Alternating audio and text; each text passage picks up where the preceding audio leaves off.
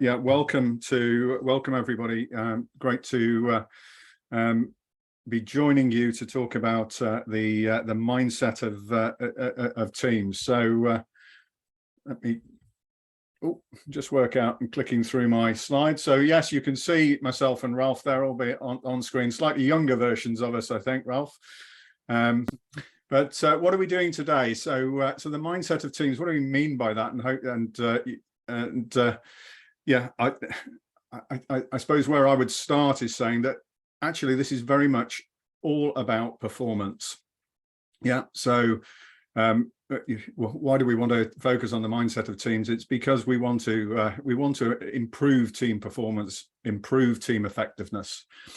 So where are we going? What's our order of play today? So we're going to put the performance context in play and give you a little bit of sort of environmental context for performance and for teams, and we're then going to get into the interesting, fascinating world of mindsets and limiting beliefs, and then practically into the space of how can we start to think about reframing some of those belief systems in individuals and in teams.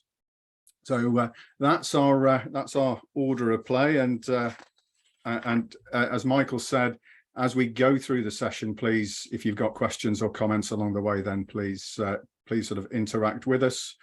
So I always like to start with a quote, and Ralph and I are both big rugby fans, and both have worked both as sort of passionate rugby fans, but also having worked in and around the world of rugby as part of our sort of professional careers as well. So so I love this one. No one's bigger than the team, and individual brilliance doesn't automatically lead to outstanding results. One selfish mindset will infect a collective culture. And most definitely we recognize that, and that's just one mindset what we're talking about. We get it into our world of mindset of teams, then of course we start to see some of that amplification going on across the wider group. So we're going to start with the question. So I think Michael said this is all going to operate through the chat. So this will open up in a moment. But what we'd like you to do is to think about what percentage of your strategic goals for your organization typically do you achieve each year. So think widely, think deeply. This is not just the results that we're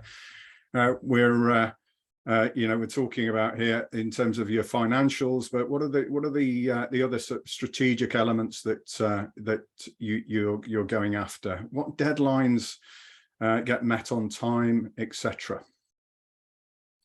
Start to see some of those results coming through. Yeah, I can see the results coming through. I'll give it a few seconds, Dave, just so people can start to respond. I can see just under half of the room has now responded, so I'm going to give it a few more seconds. Obviously, both yourself and Ralph can see the responses coming in real time. So what I'll do is I'll just give it a few more seconds, and thank you to those that have very kindly responded already. I'll give it a few more seconds, and then what I will do is I will close the poll. So I'll just give it 5, 4, 3, 2, 1, just so we pick up those last few. I've now ended the poll, and Dave, are you happy for me to share those results up on the screen with the delegates in the room? Yeah, go for it. That's great. Thanks, are Michael. there any surprises there as I share those results? So so you'll see on my next slide very shortly that from our perspective, probably not a great deal of surprise there. Yeah, so it's looking like do we get an aggregate score with that, Michael? We don't get an aggregate score. We don't get an aggregate, but no, we can definitely see. So the vast majority are in that. So that the biggest percentage in the 70 to 80%. Yeah, absolutely. And then we can see that sort of tailing off, from behind there. So yeah, look, hey, a reasonable spread in there in terms of those results. Our delegates' results on this are very much correlate with what we see in other studies that we've done. So I guess if I sort of move on from that onto my next slide. So yes, I wasn't constructing this slide whilst I was looking at your results there, but we know from our own studies and studies done by partner organisations across the globe that on average we see senior teams only achieving around about 63% of their strategic objectives each year. Yeah, and that's under just under 2/3 of those achieved. And without doing the maths on yours, I'm suspecting that that's going to come pretty close to that number. We've measured this and we've looked at studies over quite a long period of time, and it's not necessarily shifted or changed over time. So again, quite interesting, but obviously the world has changed over that period. So why don't we have a little look at some of the other things that are impacting our team performance and team delivery. It's fair to say at the moment, I think, that we do live in a bit of an uncertain world, and our teams are operating in uncertain conditions. We have economic uncertainty, we've got political instability and uncertainty, climate change, energy challenges, etc., etc. We could all list them and probably turn the webinar into something that into a completely different direction. But yeah, so our teams are operating in organizations are operating in an uncertain world, and we also know that the pace of change is accelerating now. Lots of factors are impacting on that, particularly sort of technology and population growth, definitely contributing to towards the pace of change accelerating, and obviously that has a big impact in terms of our responsiveness and reactivity to those elements. So organizations are operating, increasingly, because of all of those external factors, increasingly connected, complex, and quite confusing. They're trying to respond to that. We see we're multiply connected to lots of different people in organizations, lots of cross-functional working going on. And what does that do? So we find ourselves in a lot more teams than ever before. And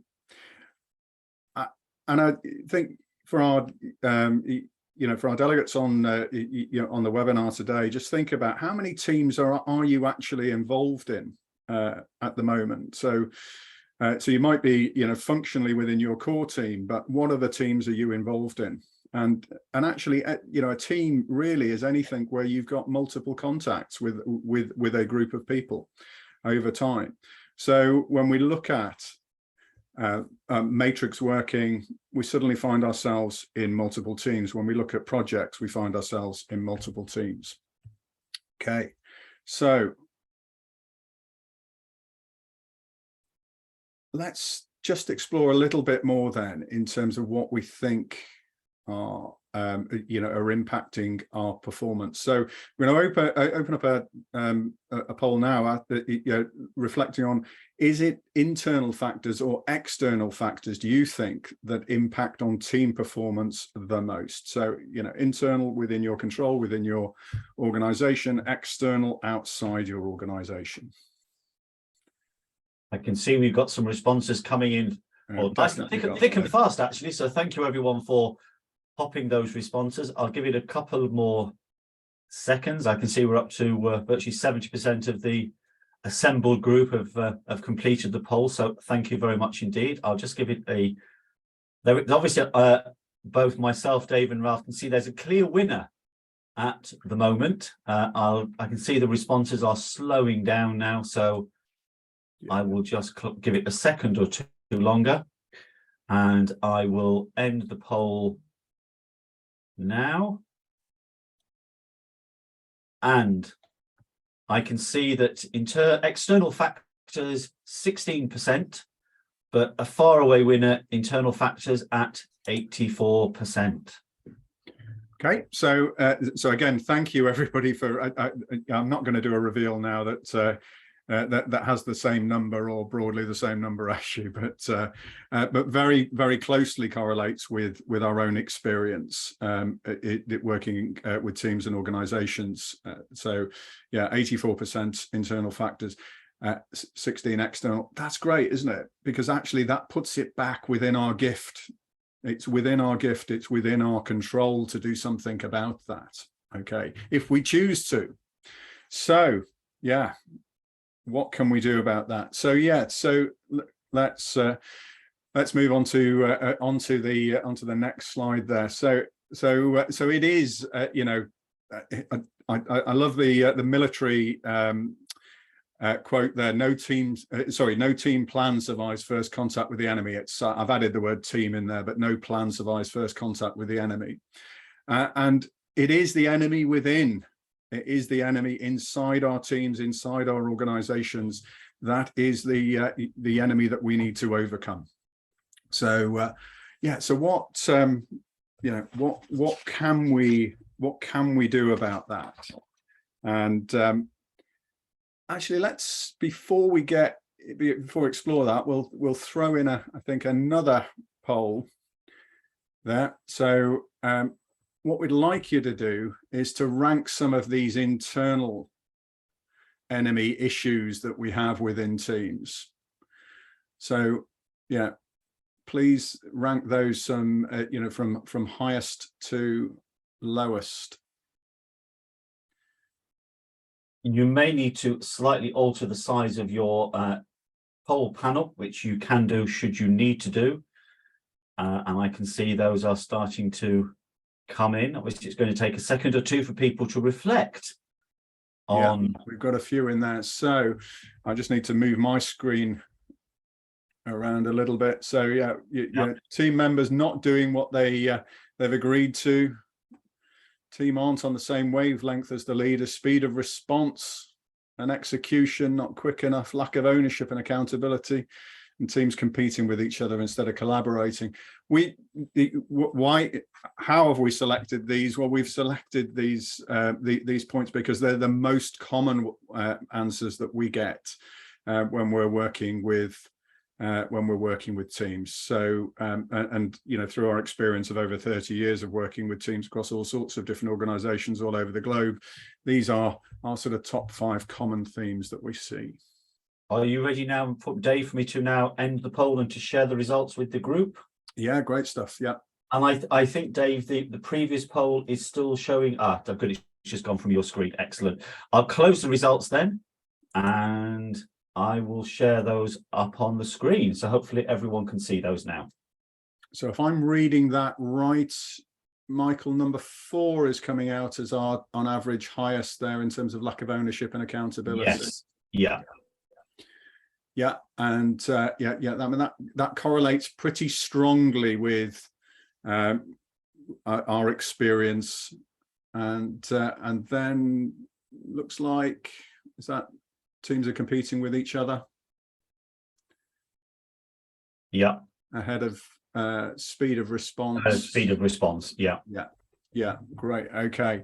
So so all good comment, all good themes there, and I'm sure there's some really strong examples that are in your minds as we go through that. So as we move forward with this, we will have a practical exercise for you to undertake a little bit later, which I think have what was in mind for you when you were completing this poll, ready to explore a little deeper later on. Dave, I think we just need to close the poll on your screen. Okay. I'm only seeing share results, so okay.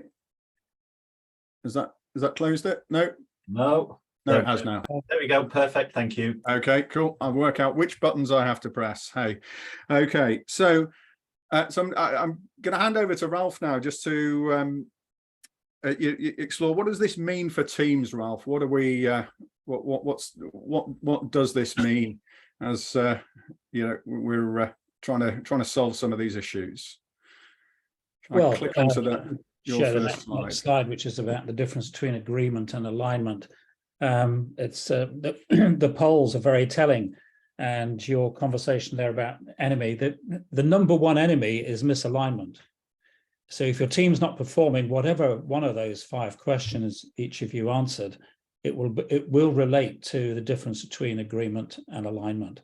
And there's also the second poll that we just looked at, ownership and accountability, were your highest scores. And so what's the difference between agreement and alignment? Is dead easy. If you look at you've probably seen the model before. The arrow on the left is our team meetings, if you like. Coincidentally, last Thursday at this time, I was having what felt like a fabulous performance meeting with a team. There was lots of constructive criticism, lots of arguments, lots of strong language, but on a really positive basis. And the big arrow, they all know, they all agree where the big arrow should be pointing. So that was last Thursday at this time.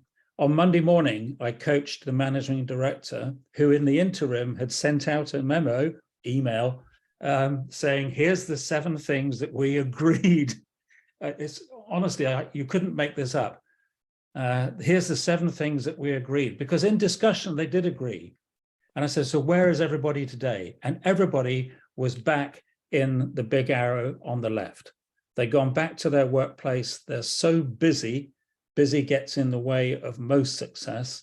So busy doing what they see as the most important job, because they see the most important job as being their job. The guy who's head of sales, the guy who's head of design, the girls who's head of project management, rather than come back to their workplace on the right-hand side and straighten up. Militarily, straighten up. Everybody go in the same direction.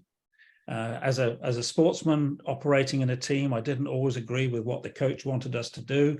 I always thought it was better to do something else.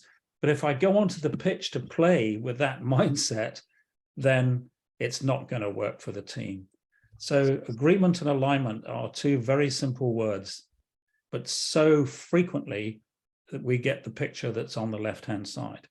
I admit to it myself when I had a proper job in my book. I was an internal terrorist without realizing I was an internal terrorist.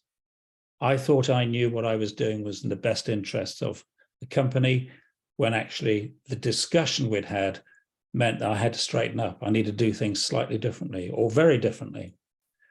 So 2 very simple words, agree, align. We're talking about the mindsets. So what is it about my mindset when I had a proper job that caused me not to straighten up on the right-hand side? And it's those mindsets, whatever it is, the worries that I might not look good, or my own team might not like what I'm requesting of them. There's a million reasons why ownership and accountability typically is not something that comes easily after a team meeting or after a team briefing. So what really drives results? Can I share another business model with you? You only need to remember 3 things here. And I wish I'd known about this a million years ago when I had a proper job. This would have been just amazing. Whatever our results, and we can mask some of the mindsets, some of the limitations that we or our teams have by winning the match, by having good outcomes. I was a sales director in a big company, and we always hit target. We had to, because me and my team wouldn't get the bonuses that were available to us. Didn't mean to say that what we'd left in our trail behind us was particularly good. We pushed and bullied to get the results. The results we get because of our behaviors, whatever's going on, how we behave, what actions we take. If you just back along the slide, thank you, Dave. So we get results based on what we are behaving. And most of you, I'm sure, would have gone through values exercises, and organizations have values, but it's what's the behavior.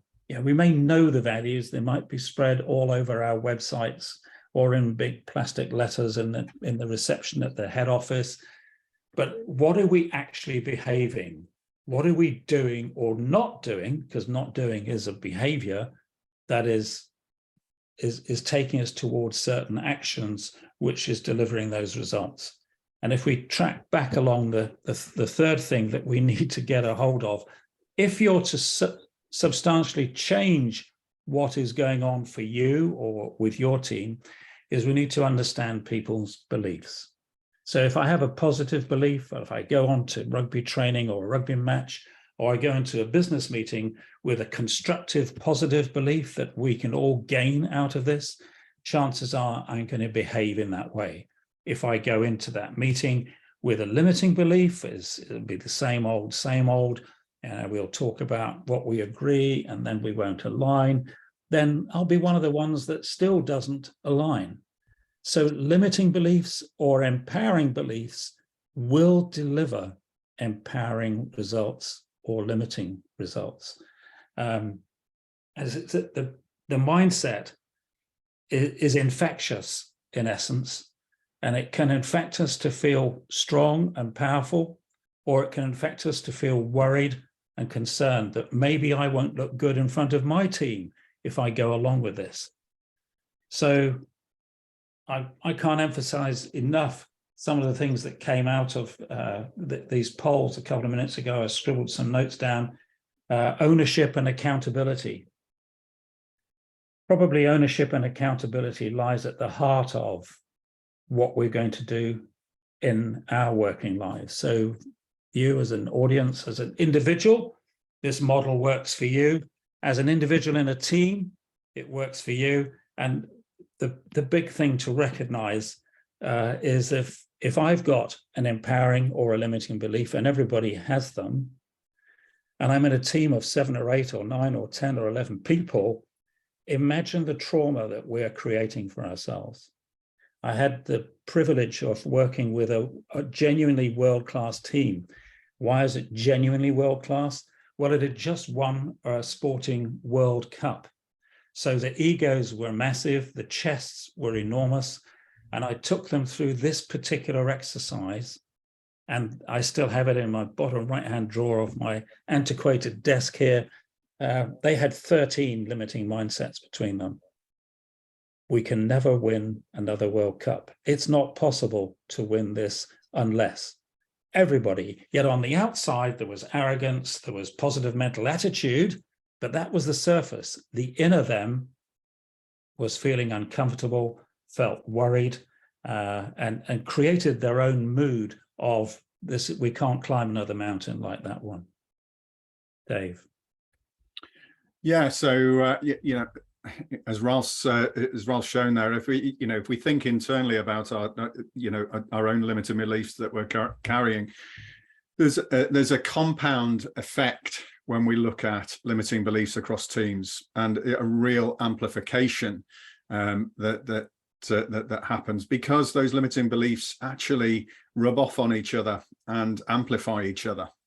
So and we see this all the time, and Ralph's example of the team he was working with last week is an absolute classic from from that perspective.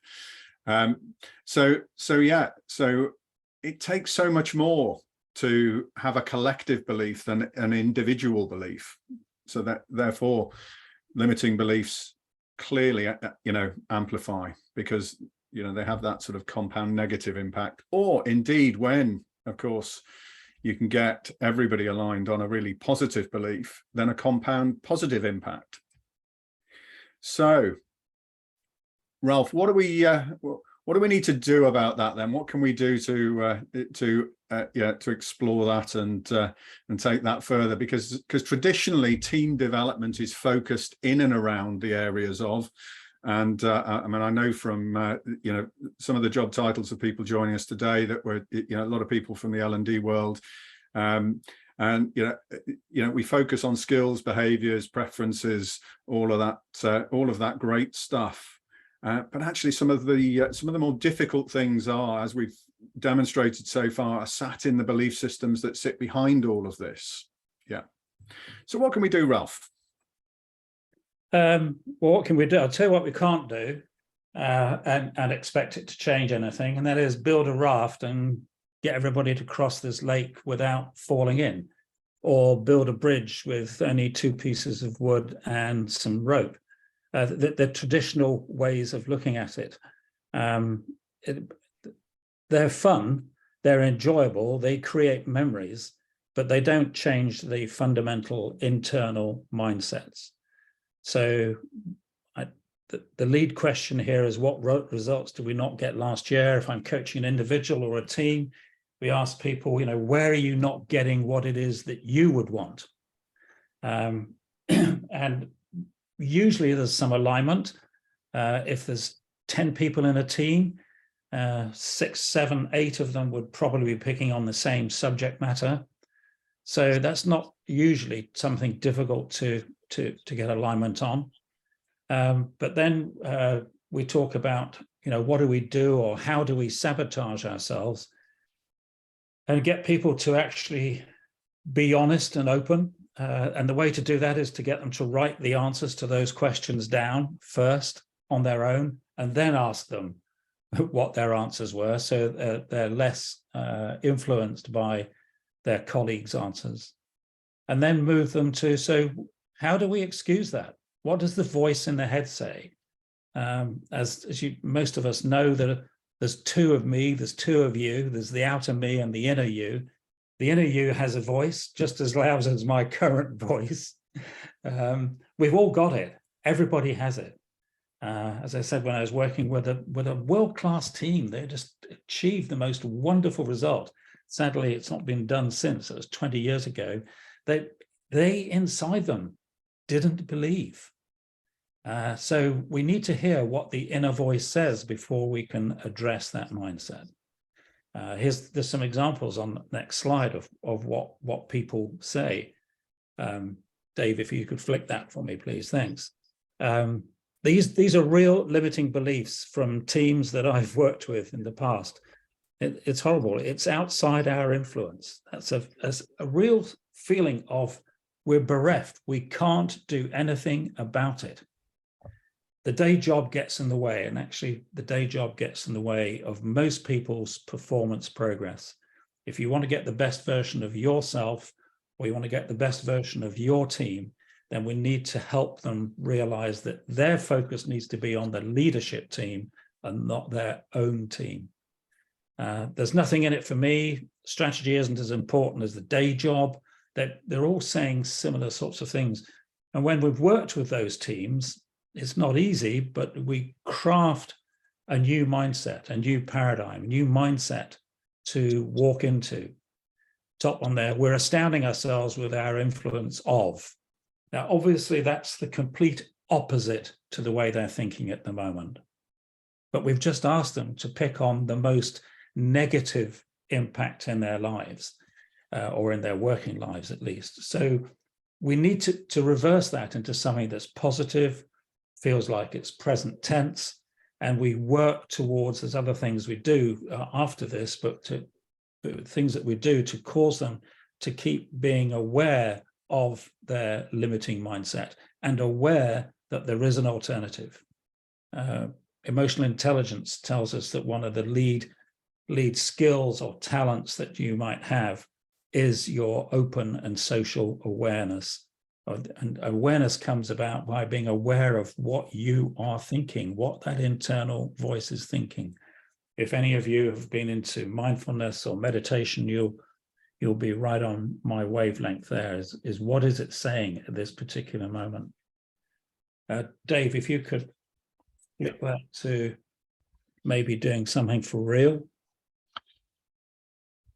Yeah, so we thought it would be sort of a useful exercise to demonstrate this in practice. So Ralph is going to Ralph's going to sort of take me through the process identifying and indeed reversing limiting beliefs. What we thought would be most useful here would be actually to use an example from a client that I've been working with for quite some time. So probably helpful, Ralph, if I give a little bit of context of the client without identifying them. So they it's a client. They're a large subsidiary of an even larger pharmaceutical organization. So international organization. Yeah. So I describe them as a subsidiary of a mega brand. Yeah. So I put myself in your hands here. Okay, so it's a real live client. So you're going to answer my questions, I hope, from your memory of what went on. Yeah. So this isn't, you're not going to make it. If you make something up, this process won't work. It has to be real. No, this is real. This is absolutely real. This is a reflection of conversations we have.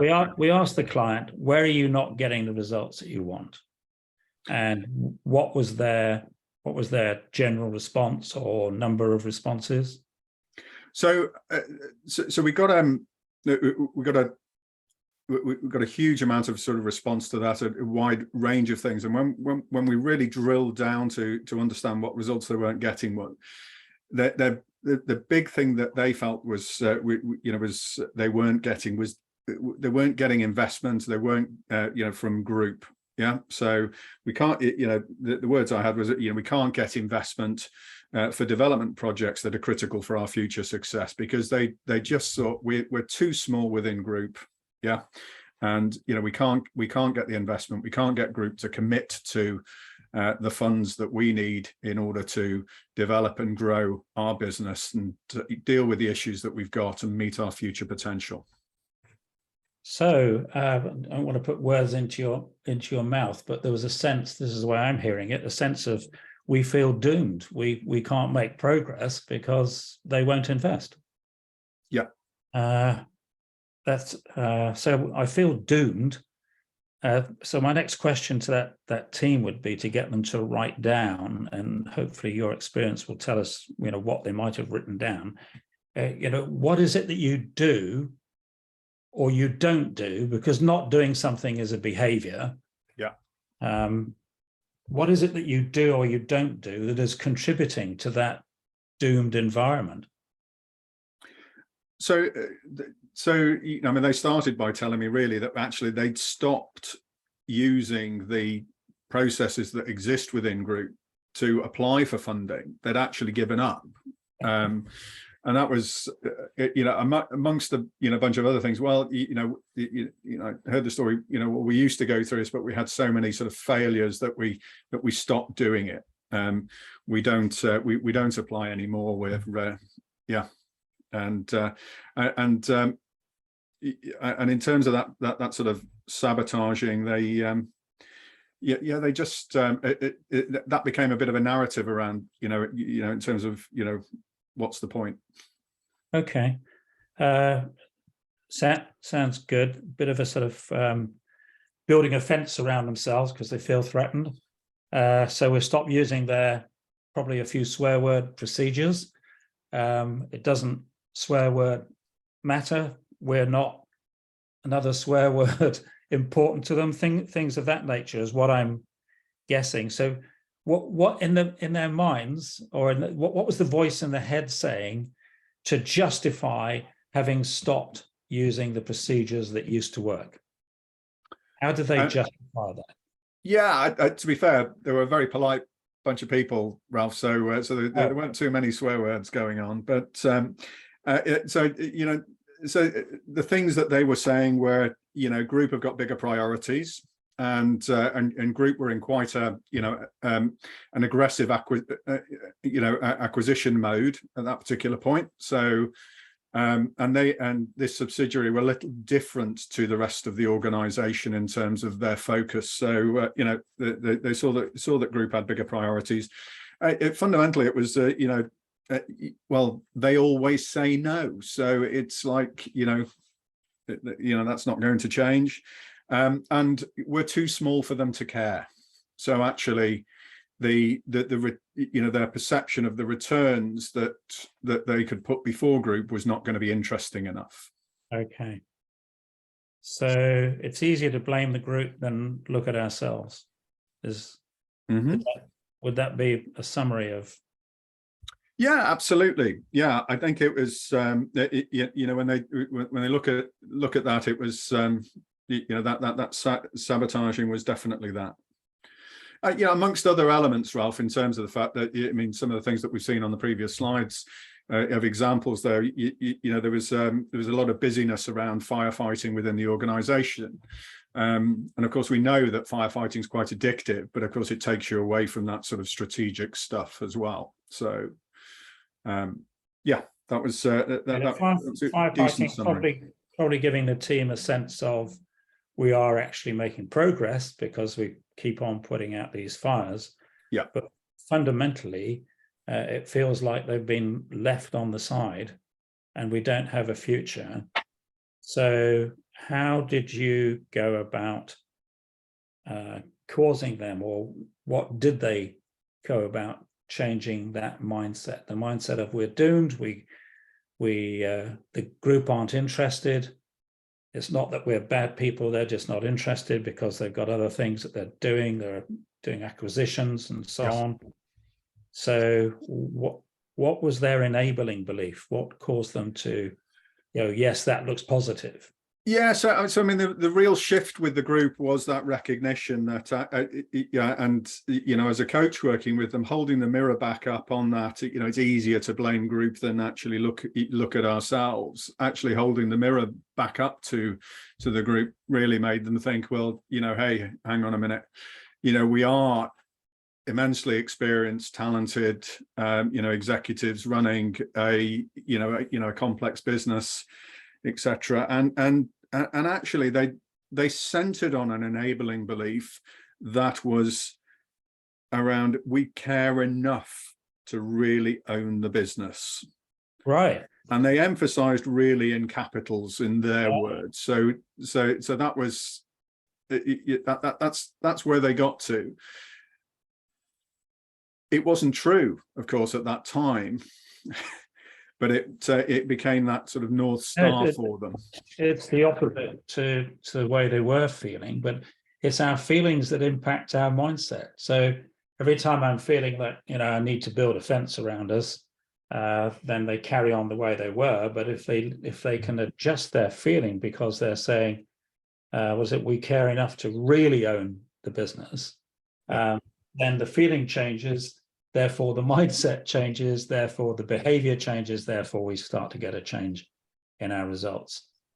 You've caused them there to, a question I often have to ask, and probably the same for yourself, when I'm coaching individuals in the area of emotional intelligence, and there's something not working, is the question frequently asked is, what part are you playing in this not working? And you've managed to get that team to recognize the part that they were playing is that we're not demonstrating enough care. Yeah, absolutely. And then, of course, the excuses start falling away at that point. Yes. And that was the point that things were, they started seeing possibilities emerging, and we were able to get some positive momentum. And actually, they found, ways of influencing and not just using sort of procedures and so on that indeed did help them to get the investment that they needed. And they started getting some wins, and that started to snowball and escalate.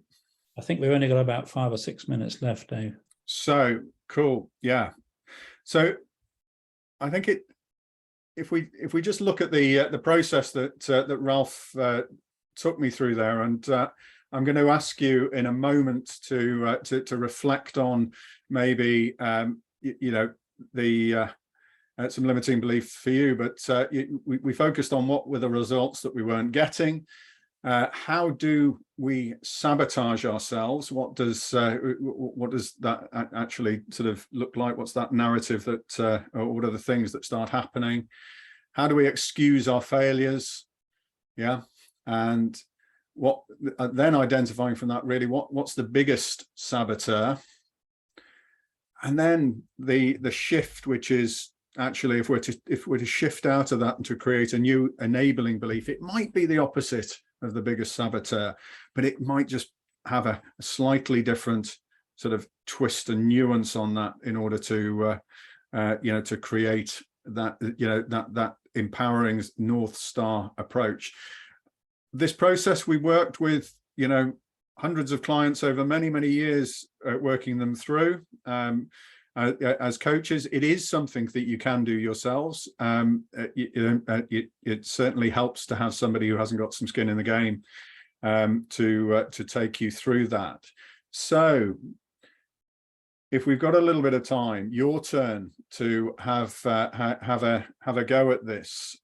So what I'd like you to do is just think about what's the biggest thing that's disappointed you about your team's performance. I think I referenced sort of this earlier, over the last year. So it might be connected to the way that you've answered some of the survey questions and polls that we've done so far.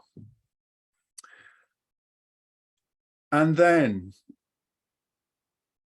taking you through these, if you've got, if you're bold enough, please feel free to share into the chat your answer to that question. That would be great. Yeah. So we won't we won't publish it with your name against it, honestly. But then how does that? So that's really thinking about the results that you're not getting. Yeah. What is it that you and your team are doing to sabotage yourselves? Yeah. What's showing up as the our example was around where with my pharmaceutical client, where they'd actually stopped doing things that were in their gift to do, as opposed to finding different ways of doing the same thing. So they were actually shutting down. Yeah, but what are you doing to sabotage yourselves? How do you excuse your failures? What's the narrative that you're telling yourselves at that point when you're my examples were about that, they've got bigger priorities. Yeah, we're not worthy of it. Yeah, which is quite often what we hear. Yeah. And then what's the biggest saboteur? What's the biggest thing? What's the one thing? Because you might end up with a big list of things that you do to sabotage yourselves and excuse yourselves. But what's the biggest one? If you were to, just to tackle one of them, what is the biggest impact? What's the biggest negative impact there? And then what would a reframing of that look like for you? Yeah, actually, if you take that sort of leap and remove that negative thought and think about, move through the back of the Narnia wardrobe for anybody with a C.S. Lewis reference book there, but move into that magical world where that limiting belief doesn't exist. What's actually happening there right now for you? What does the promised land actually look like? So you will have these materials in the slides post our workshop. Hopefully you can see that's sort of helpful in terms of a process for you. Have we had any responses in the chat, Michael? We haven't had response in the chat yet. I think people are just reflecting on those, but I have had a question coming from Julie that she dropped to me directly. So if it's all right with you, whilst people are just thinking about that, I'll absolutely, if that's okay. Julie was posing the question: how do you get alignment when there's only one person in the team who's the actual problem? How would one address that? Ralph, do you want to take that one? Yeah. Sorry, the cheeky smile on my face, if that's what it looks like, is fit in or leave. However, that isn't the proper response. It is one-to-one coaching with the leader to the person, and asking the questions, frankly, that we're asking at the moment. What is it that's holding you back? You don't seem to be as enthusiastic as everybody else. I would physically draw the two alignment arrows and say, look, you're one of these ones over here that isn't pointing in this direction. What's it going to take? And have that healthy, constructive, but uncomfortable discussion. It's the only way. Yeah, if we just think it's their personality, then it isn't. They can change. We can all change. Yeah, and I think I think so much of that, Ralph, is getting comfortable with being uncomfortable in those conversations, and take your curiosity in as a leader too. Most leaders know if they stop and take the time to reflect on actually who's with me and who's not, who's, whatever your metaphor is, who's on the bus, who's not on the bus at the moment. Yeah, actually, if you really stop to think, and the way to find out with that is get curious. Actually find out what's holding them back, what's stopping them engaging, because it might be something very different to what you think. And just looking at that, I don't know if Dave, you can see in the chat, Sandra has just popped a question in there. What is our biggest saboteur? Could you define saboteur again? Is it a person, a thing, a belief, a behavior, a mindset? The first answer is in our minds, it's a justifiable mindset. It's as in the example that Dave just ran out with myself, is that they're not interested in us. And whilst I keep on believing that they're not interested in us, that is a belief. Someone else might argue that, well, that's not the case, but if that's what's in my mind, then that is the case. Yeah, so I think sometimes Sandra, you can find with that sort of sabotage, it's almost the action that comes out of the limiting belief. So if I don't believe that I'm good at time management, for example, then actually the way that I sabotage myself might be that I actually distract myself with all sorts of activity that isn't that isn't important, for example. So and therefore I go to reinforce that sort of limiting belief that I've got in myself. Yeah, so it's often the manifestation of those limiting beliefs in terms of how we sabotage ourselves. So on that example, yeah, they just stopped engaging with the group and asking for funding because we just didn't believe we were going to get anywhere, so we stopped. Yeah. But again, to Sandra's question, the reality is it could be all of those things.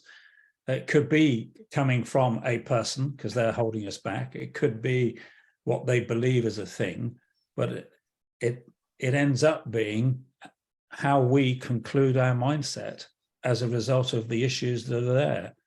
And there's, as Dave just said, the mindset leads to behavior, which leads to poor results or not the results that we want. Okay.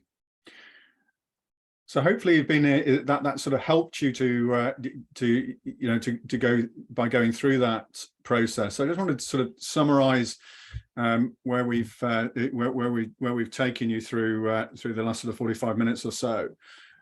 So we know that teams rarely achieve all of their strategic objectives. We've reinforced our sort of 63% average. I will go back and check the stats just to see whether I'm going to move my overall 63% for future, but I think I think we were around about the same.